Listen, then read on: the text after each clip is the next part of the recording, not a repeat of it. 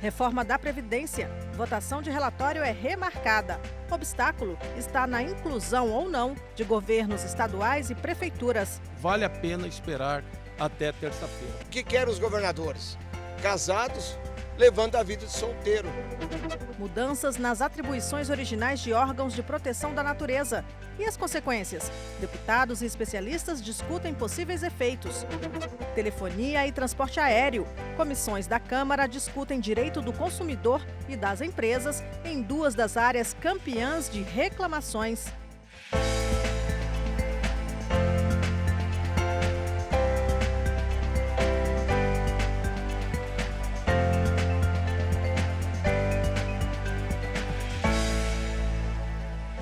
A votação da reforma da Previdência na comissão especial tem novo prazo. O relator, deputado Samuel Moreira, faria a leitura do novo relatório nesta semana. Mas isso ficou para terça-feira. Acompanhe as negociações. Reunião da reforma da Previdência. O que deveria ser a leitura pública do relatório acabou virando um encontro na residência oficial do presidente da Câmara. Entre uma coisa e outra, o debate sobre incluir ou não governadores na reforma. Agora, o prazo final para eles é terça-feira. Então vale a pena esperar até terça-feira. Por quê?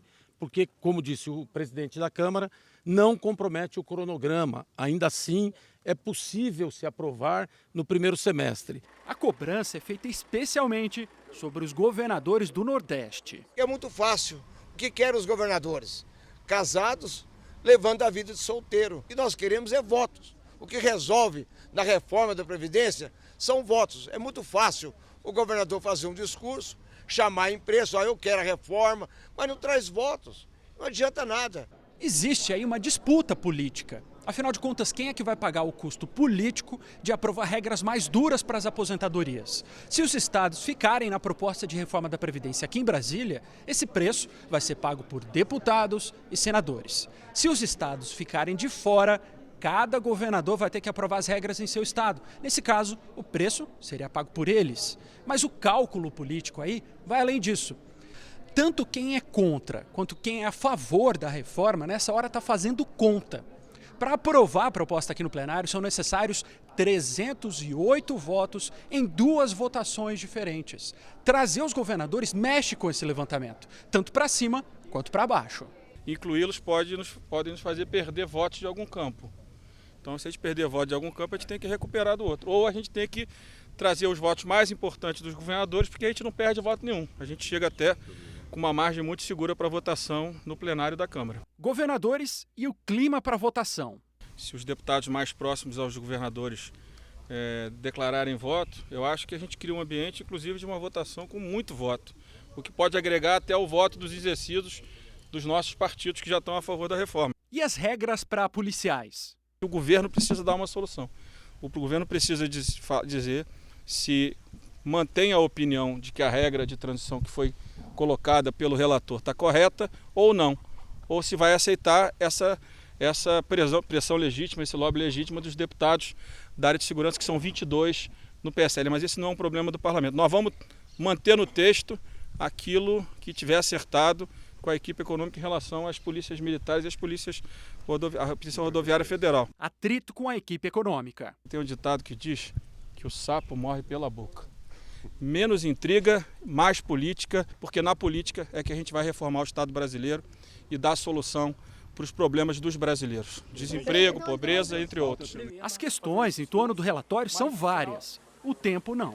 Pequenos detalhes vão ser tratados ao longo do dia na segunda-feira, detalhes que não envolvem questão de estados e municípios, e até às 14 horas de terça-feira há o compromisso do presidente Rodrigo Maia com os governadores de buscar uma concertação. É a reunião derradeira. Então, a gente tem duas possibilidades. Ou faz uma reforma completa com estados ou municípios, ou de fato estados e municípios ficam fora, e aí cada um vai ter que resolver a sua reforma. Aí o governador vai ter que se entender com a sua assembleia, né? E nem todos têm, né? Aliás, a minoria tem força para realmente conseguir aprovar uma boa reforma na sua própria casa.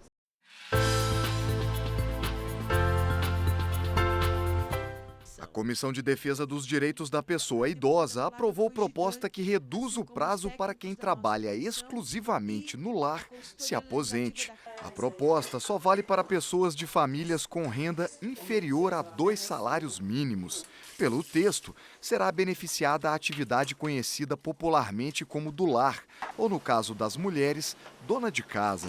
Se a proposta virar lei, os beneficiários serão obrigados a fazer 156 contribuições, ou seja, pagar a Previdência por pelo menos 13 anos. Atualmente, os demais trabalhadores são obrigados a fazer 180 contribuições.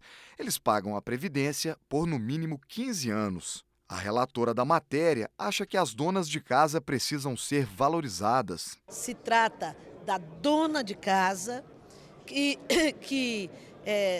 não contribuiu, mas que é de baixa renda. Portanto, nós estamos tentando dar uma compensação, um valor monetário ao trabalho doméstico de uma dona de casa que no Brasil não tem nenhum tipo de remuneração. Ela se dedica à sua família por uma série de circunstâncias e ela é responsável pelo trabalho familiar. A representante das donas de casa também elogiou a proposta. Eu acho que a dona de casa, sendo agora com essa proposta que é voltada para a baixa renda, sendo reconhecida dessa forma, não só a sua visibilidade, né, para a sociedade, mas é um recurso novo de dinheiro que entra no mercado, porque ela também vai passar a melhorar as condições de vida da sua família através daquele recurso, né? E vamos esperar que a gente tenha sucesso. O projeto, que é do deputado Valmir Assunção, do PT da Bahia, agora vai ser analisado pela Comissão de Seguridade Social e Família.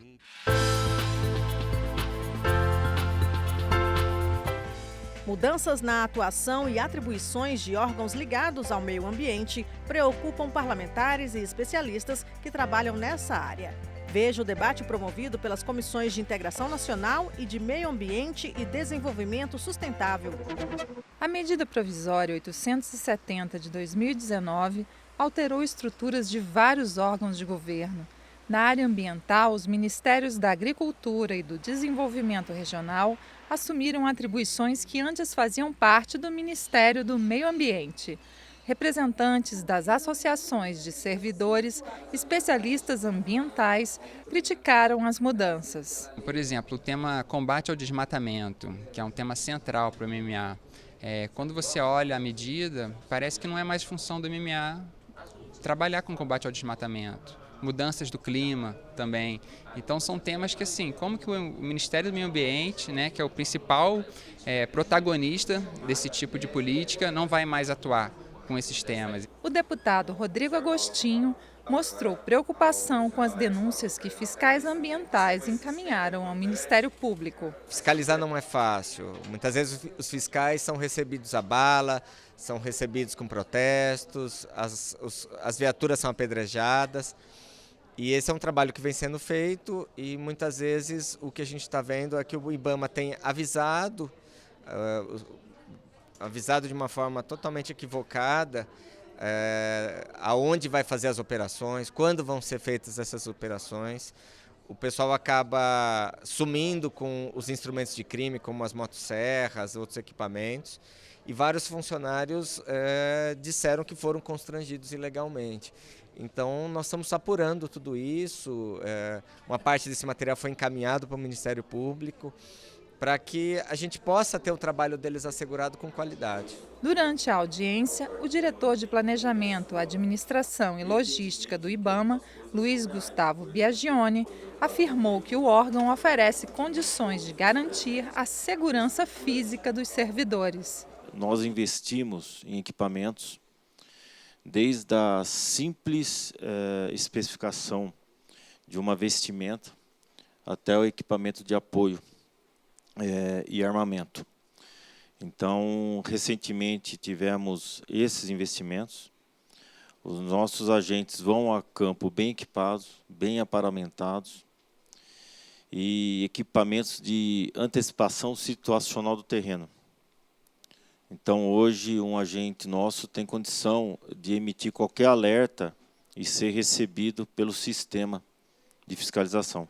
O diretor também declarou desconhecer casos de constrangimento de funcionários do órgão. A legislação ela tem todo um arcabouço, todo um alicerce que ampara a fiscalização e que foi construído durante anos, né?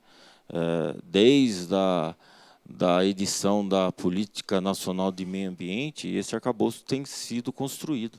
E ele chegou em 2019 sólido, né? Não há como não ter segurança institucional para a ação. E eu, particularmente, não tenho notícia de que houve qualquer incidente nesse sentido.